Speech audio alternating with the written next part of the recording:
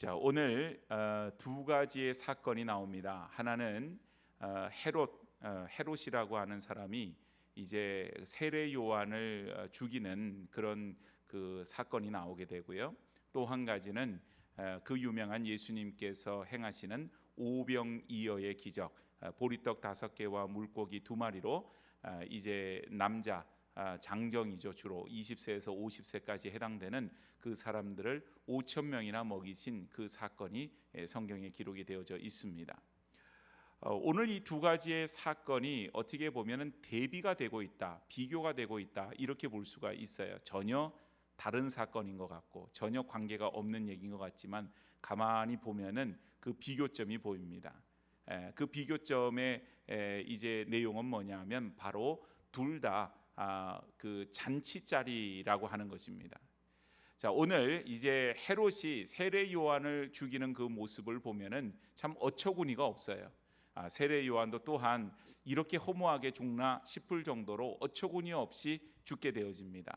다른 이유도 아닌 그 헤롯이 자기 동생 빌립의 아내였던 헤로디아를 자기 아내로 맞이하게 돼요. 그러니까 동생의 아내, 그 제수씨죠. 동생의 아내를 아내로 맞이하게 되니까 이것이 이제 옳지 않다. 뭐 율법에 의해서도 옳지 않은 일이고 도의적으로도 옳지 않은 일이니까 그것을 요한이 옳지 않다 이렇게 말했다가 옥에 갇히게 되어집니다. 자, 그런데 오늘 여기에 보니까 이제 헤롯이 생일이 되어서 잔치를 베푸는 거예요. 그런데 거기에 보니까 헤로디아, 즉 그 이제 그 헤롯의 아내로 들어갔던 빌립의 아내였죠. 그 헤로디아의 딸이 이제 거기에서 춤을 추게 됩니다. 왕의 마음이 너무 흡족하고 기뻐서 그 딸에게 이제 그 감당하지 못할 약속을 하게 되어지죠. 내가 원하는 것이 무엇이냐 다 들어주겠다라고 하는 그런 약속입니다. 그랬더니 어머니의 명령을 쫓아서 어머니의 바람을 쫓아서 뭘 요구해요? 세례 요한의 목을 요구합니다. 여러분 얼마나 끔찍한 얘기예요. 그 아이가 뭘 알아서 그렇게 했겠어요? 그 세례 요한의 목을 소반에 얹어서 내게 주십시오.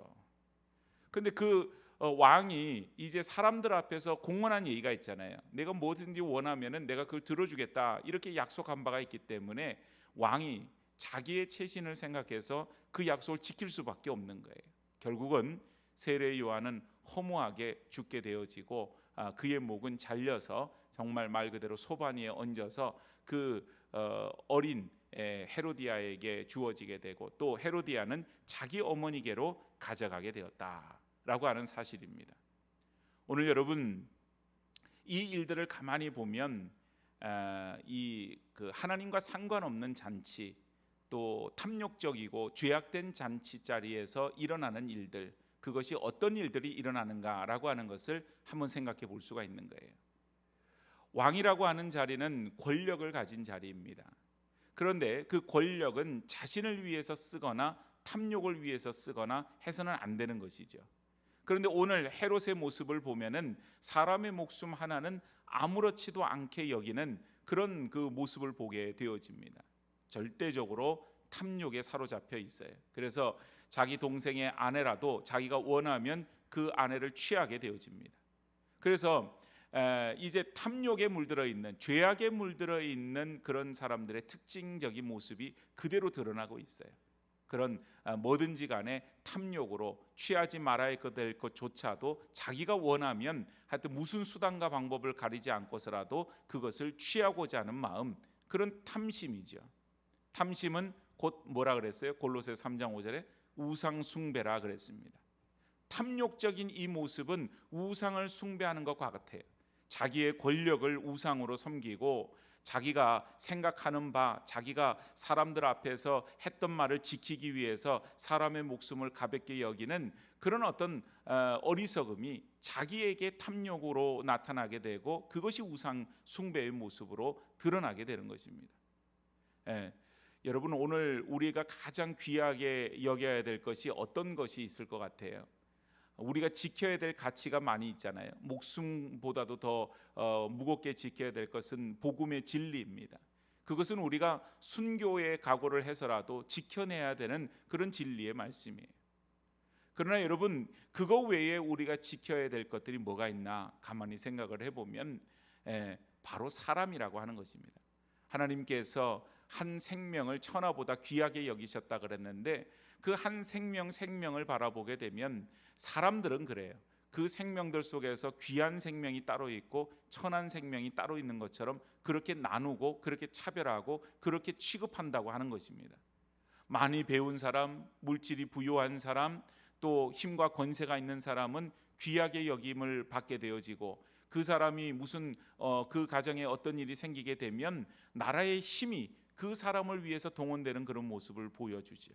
그러나 일반 힘이 없고 물질도 없고 뭐 배운 것도 약하고 말 그대로 아무런 그 힘과 능력이 없는 그런 사람들의 경우는 그냥 있는 듯 없는 듯 그렇게 취급되어지는 경우가 많이 있습니다. 선진국이라고 하는 것은 그런 것 같아요. 아무리 그 생명이 어떤 사람의 눈에는 하찮게 보인다 할지라도 그 생명을 소중하게 여기는 사회가 된다고 하는 것이 선진국으로 가는 것입니다. 그런데 여러분, 물질이 부유하다고 해서 그런 선진국으로 갈 수 있는가? 그런 거는 아닌 거예요.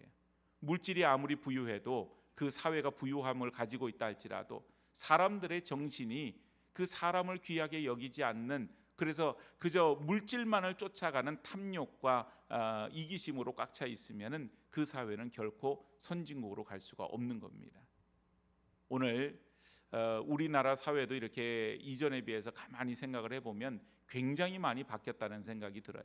뭐 원래 한국 변하는 것이 옛날에는 뭐 10년이면 강산이 변한다 그랬는데 요즘은 가만히 보니까 뭐 10년까지 갈 게 뭐가 있겠어요. 건물 하나 들어서는 것도 2년이면 들어서는데 얼마나 빨리 변하는지요. 그런데 모든 뭐 환경이 변하는 것도 그렇지만 사람들의 생각도 자꾸 바뀌어요. 그래서 옛날에는 가볍게 여기던 것을 지금은 귀하게 여기는 것들도 많아졌고, 뭐 좋은 면만 있는 것도 아니고 물론 안 좋은 면도 있지만 그런 좋은 측면에서 보면은 사람의 생명을 옛날에 비해서 상당히 귀하게 여기는 그런 모습을 보게 되어지죠. 오늘 헤롯의 잔치는 탐욕적인 잔치였어요. 왜냐하면 죄악으로 꽉 찬 잔치니까 그저 거기에는 탐욕밖에 없어요. 그 탐욕을, 자기의 탐욕을 해소하는 데에 자기가 가지고 있는 힘을 쓰게 되어집니다. 그런 권력을 쓰게 되어져요. 그 잔치가 바로 헤롯의 잔치예요. 오늘 여러분, 예수님께서 사람들을 모아놓고 오병이어의 기적을 베푸실 때 그 시작이 뭐였어요? 바로 보리떡 5개 물고기 2마리. 아주 어떻게 보면 이것은 한 소년의 도시락과 같은 적은 그런 어떤 양의 그런 초라한, 아주 그냥 소박하기 짝이 없는 그런 음식이었다고 하는 거죠. 그런데 성경은 5천 명이나 되는 사람, 그것도 여인들과 아이들을 제외한 5천 명이에요. 그러니까 어디에서나 보면 여인들이 예수님을 더 많이 쫓아다녔다고 하는 것을 생각해 볼 때 5천 명이 아니라 아마도 그 수는 적어도 10,000명, 15,000명, 20,000명까지도 되지 않았을까. 그 엄청난 사람들이 먹고 12광줄, 12바구니에 남을 만큼의 음식이 풍족함으로 많은 사람들이 기뻐하였다라고 하는 사실이에요. 여러분, 헤롯의 잔치는 어땠을까요? 아마도 오늘날 최고급 뷔페를 가는 것보다 더 아마 진귀하고 귀한 음식들로 거기에는 꽉 찼을 겁니다. 화려한 어떤 그 뭐 무희들의 무용도 있었을 것이고 또 화려한 음악도 있었을 것이고 많은 사람이 헤롯의 그 생일을 맞아서 많은 선물들을 가지고 와서 그 앞에 바치기도 했을 것이고, 그저 화려함이라고 하는 단어만 생각날 정도로 그의 잔치는 말할 수 없는 화려함으로 이렇게 꽉 찼을 거예요. 그러나 그 잔치와 예수님께서 베푸시는 그런 그 오병이어의 기적의 잔치, 그 자리를 비교해 볼 때 어떠세요, 여러분? 눈으로 보이기에는 헤롯의 잔치가 위대해 보이고 눈으로 보여질 때는 세례 요한의 목을 가차없이 쳐버린 그 헤로디아와 헤롯의 권력이 대단해 보이지 않아요? 어떻게 보면 세례 요한은 죽음으로 인해서 실패한 것 같아요. 죽음으로 인해서 끝나버린 것 같아요. 그러나 여러분, 오늘 예수님의 오병이어의 잔치에서도 우리는 예수님께서 그 잔치를 통하여서 말씀하시는 그런 메시지를 보게 되어집니다. 성경에 보면 예수님께서 행하신 많은 이적들이 있어요. 여러 가지 이적들이 있는데 그 중에서 유일하게 마태, 마가, 누가, 요한 이 사복음서에 다 수록되어져 있는 이적이 오늘 본문에 나오는 오병이어의 이적입니다. 이 오병이어의 이적만큼은 모든 복음서에서 다 다루고 있어요. 그 말은 무슨 말이겠어요? 그만큼 각 저자들이 마태와 마가와 누가와 요한 같은 모든 제자들이 자기가 본 예수님에 대해서 기록할 때, 자기가 경험한 예수님에 대해서 기록할 때 이 사건이 너무나도 충격적이었고 너무나도 커다랗게 다가왔다고 하는 사실입니다. 그래서 그 사건을 기록하고 있고 그 사건이 그만큼 중요하고 귀한 사건이라고 하는 사실이에요. 그러면 왜 오병이어의 사건이 그만큼 중요하냐라고 하는 거예요. 오늘 여러분 요한복음 6장에 보면 예수님께서, 요한복음 자체가 나는 누구누구이다라고 하는 그런 예수님의 표현이 많이 등장을 해요. 뭐 예를 들어서 나는 부활이요 생명이다 그러시고, 나는 길이요 진리요 생명이다 그러시기도 하고, 또 나는 참 포도나무다 그러시기도 하고, 나는 양의 문이다, 이런 표현들을 예수님께서 요한복음에 많이 말씀하세요. 그런데 요한복음 6장에 보니까 예수님 뭐라고 말씀하시냐면 나는 생명의 떡이다 이렇게 말씀을 하십니다. 사람에게 떡이라고 하는 것은 그냥 잔치의 화려함 속에서 오늘 내가 뭘 먹지? 그런 정도의 차원이 아니라 그걸 먹지 않으면 줄여서 죽는 것이 떡의 문제예요. 그래서 오늘 여러분 예수님을 쫓아온 많은 사람들이 이제 정말 무리들이 원했던 것은 자기들이 가지고 있는 병을 고쳐주세요, 자기들이 가지고 있는 어떤 문제들을 주님께서 해결해 주시기를 바라면서 그 앞에 나왔는데, 예수님은요 지금 사실은 마음이 이 속이 아닌 거예요. 왜냐하면 13장 앞에서 보면은 자기 고향에서는 배척을 당했죠. 그리고 나서 지금 무슨 소식을 들었습니까? 자기의 그런 친척이었던 세례 요한이, 자기에게 세례를 베풀었던 그 요한이 목이 잘려서 죽었다고 하는 그 소식을 들었어요. 얼마나 마음이 정말 성경에 기록되어 있지 않지만 예수님의 마음이 그렇게 평안하지만은 않으셨을 겁니다.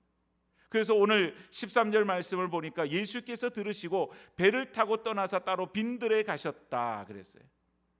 예수님께서 그 말씀을 들으시고 세례 요한이 죽었다, 그를 장사 지냈다, 이 얘기를 듣고서는 배를 타고 떠나셔서 따로 빈들에 가셨다. 마음이 복잡하셨다고 하는 의미죠. 그런 가운데에서 무리들이 그냥 걸어서 예수님께로 옵니다. 그들을 보고 예수님은 불쌍히 여겨요. 그리고는 저녁이 되었어요. 그들이 먹을 양식이 없습니다. 그래서 제자들은 생각하기에 그들을 마을로 보내어서 먹을 것을 사 먹게 하는 것이 지금으로선 가장 합리적인 일이다 이렇게 생각을 하는 거예요.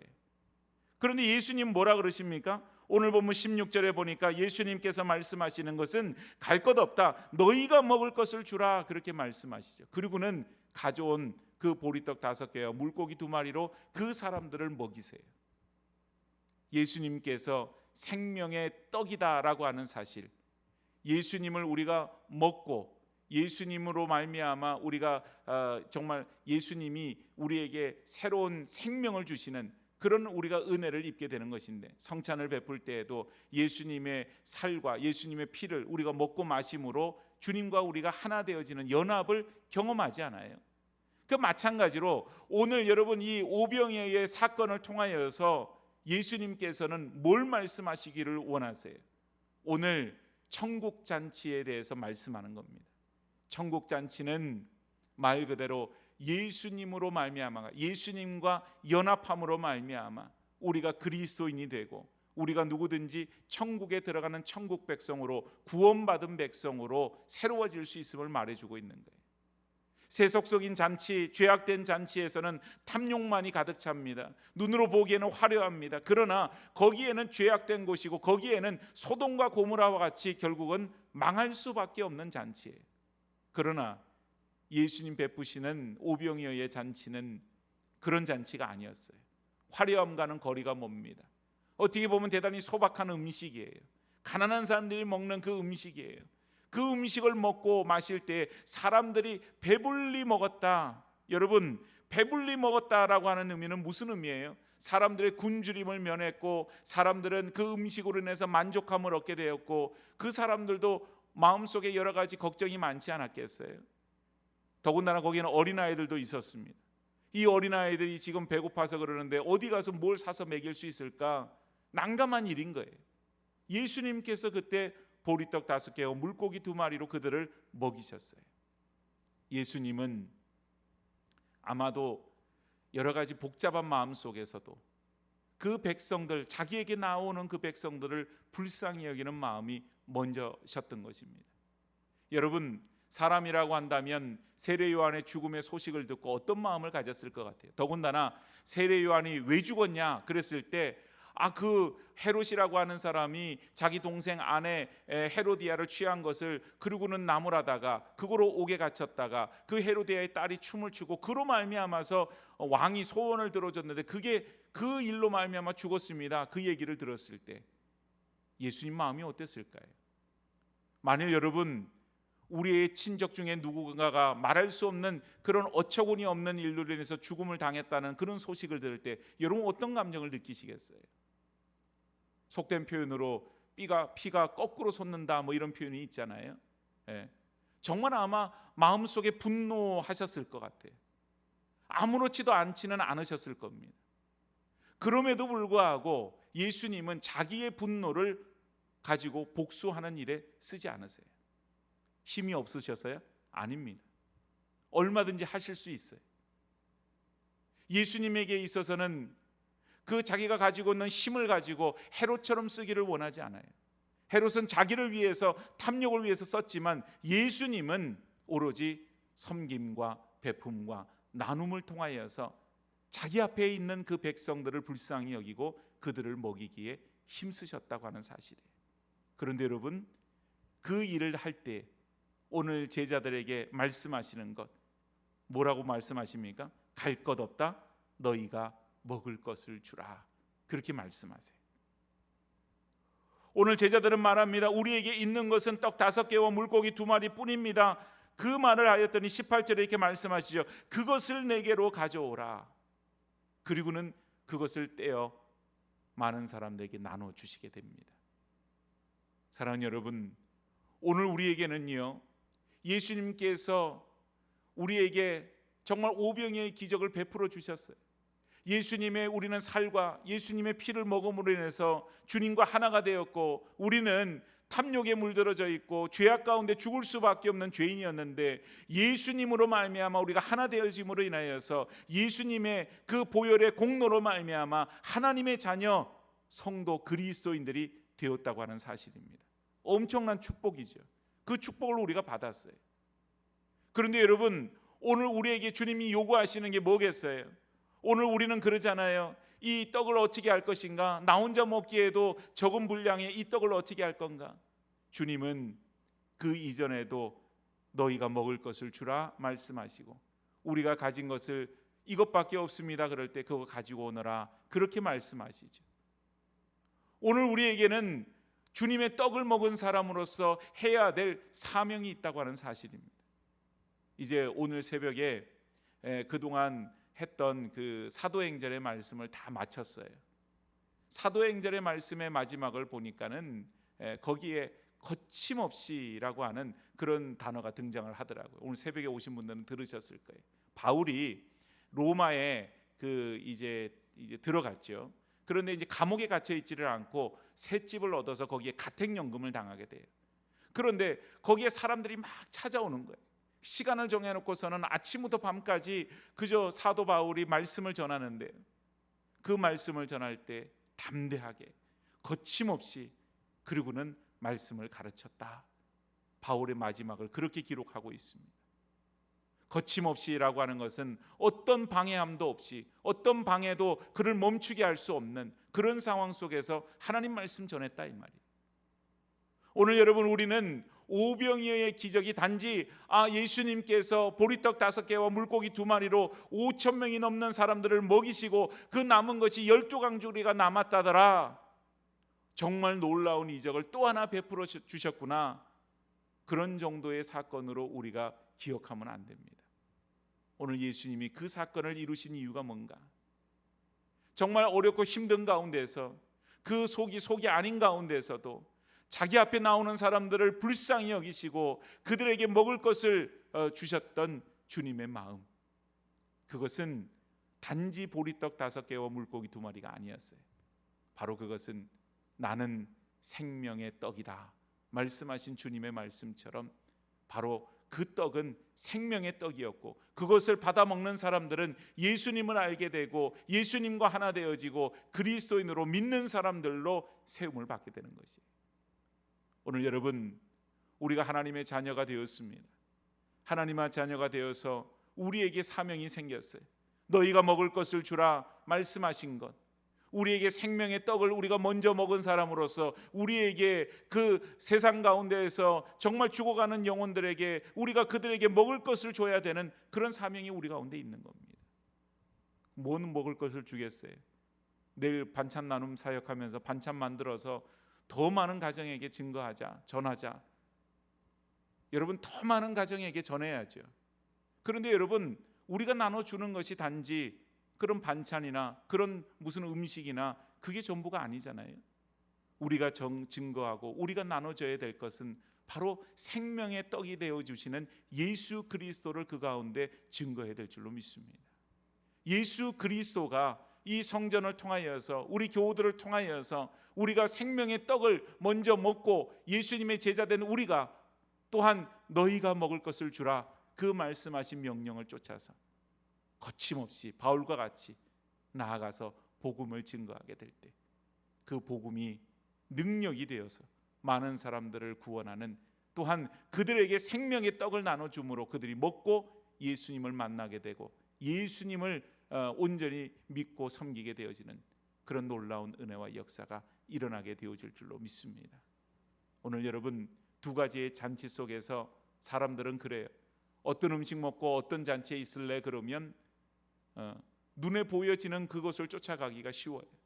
화려해 보이고 좋은 음식이 있고 화려한 음악이 있고 그냥 좋아 보이는 그런 잔치 자리에 저마다 거기 가기를 원하는 거예요. 여기에는 보니까 보리떡 5개, 물고기 2마리밖에 없어요.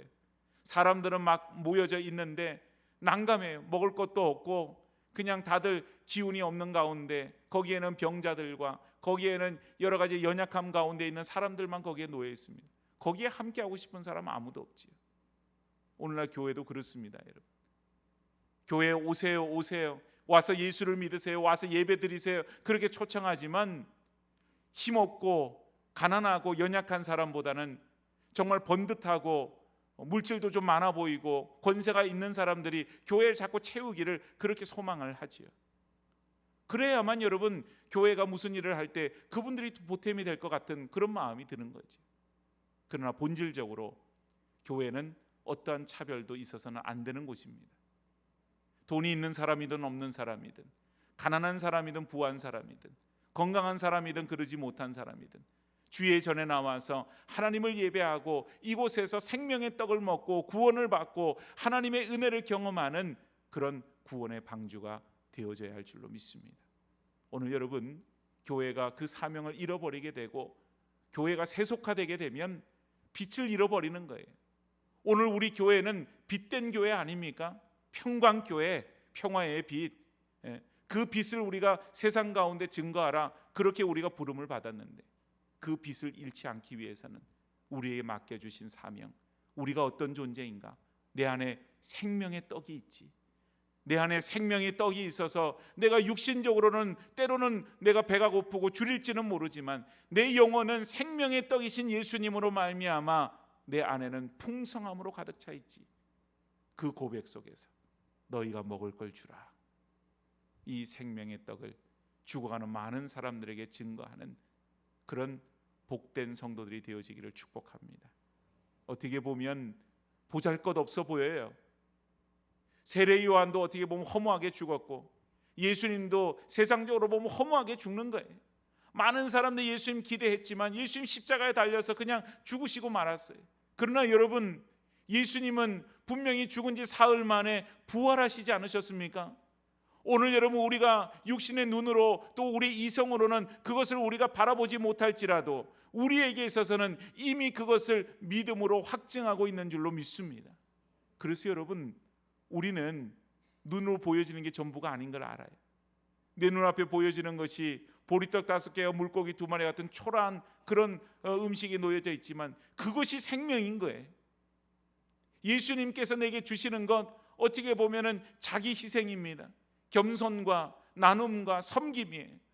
그것을 어떻게 보면 세상적으로는 맞지 않아요. 세상적으로는 자기가 좀 더 많이 가지고 그것으로 힘을 내야 되고 그것으로 사람들 앞에서 군림하는 그런 소유욕과 탐욕을 많이 가지는 그런 것이 세상적인 이치의 모습입니다. 그러나 우리 그리스도인들은 고백하죠. 그건 죄악이야. 그건 죄악이야. 그렇게 고백하죠. 우리는 예수님의 뒤를 쫓아가는 사람입니다. 예수님이 그 십자가의 길을, 그 힘들고 고난의 길, 어려운 길을 걸어가셨던 것, 아무런 연고 없고 아무런 공로 없는 우리들을 구원하시기 위해서 그 길을 기꺼이 걸어가셨어요.